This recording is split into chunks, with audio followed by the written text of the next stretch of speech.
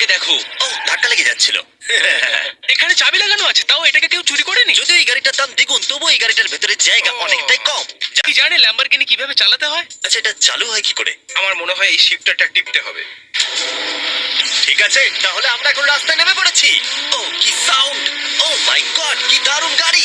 গাড়িটা তো ইনসেন।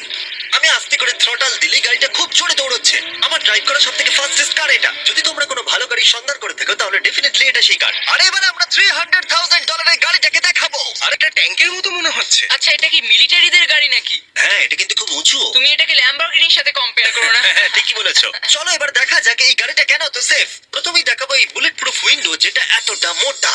এবারে এটাকে আমরা টেস্টও করব। কার্ড, তুমি কি বাটনটাকে প্রেস করতে চাও? না, একদমই তুমি নয়। কি স্মোক স্ক্রিন বাটনটা টিপতে চাও? প্লিজ। ওহো, ওহো, এটা তো দারুণ!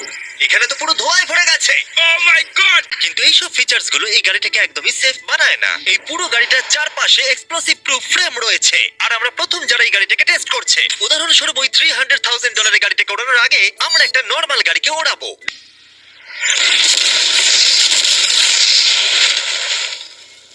বিস্ফোরণটা এত জোরে হয়েছে যে ভিতরের ম্যানিকুইন গুলো ছিটকে এদিক ওদিকে বেরিয়ে গেছে। বিস্ফোরণটাকে গাড়িটা সহ্য করতে পারেনি। আর এই গাড়িটাকে ওড়ানোর আগে ভিতরে আমি কয়েকটা ফেস্টিভ্যাল রাখবো, দেখা যাক এটা আমার চকলেটকে রক্ষা করতে পারে কিনা। সবাই বলে এটা এক্সপ্লোসিভ প্রুফ, যদিও এটাকে কখনো টেস্ট করা হয়নি। 3, 2, 1।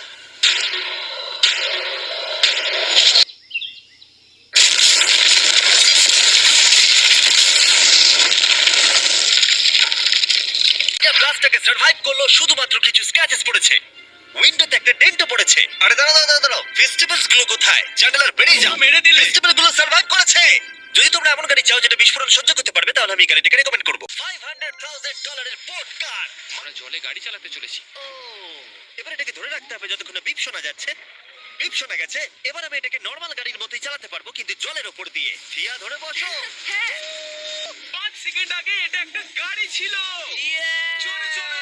আমি ওদের সাথে থাকতে পারতাম, কিন্তু আমার গাড়ি এবং বোটে বমি পায়। ওকে, দারুণ। Boom boom boom.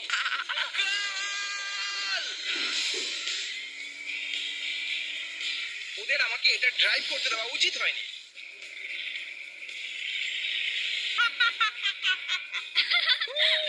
আমরা পেরেছি ভাই। রুল নাম্বার 1, ক্রিসের থেকে অনেকটাই দূরে থাকতে হবে। 3টে গাড়ি গোল করে ঘুরছে। ও, ওরা তো জলের মধ্যেই ড্রিফট করছে, পুরো ডোনাটের মতো লাগছে। 2, 1, গো!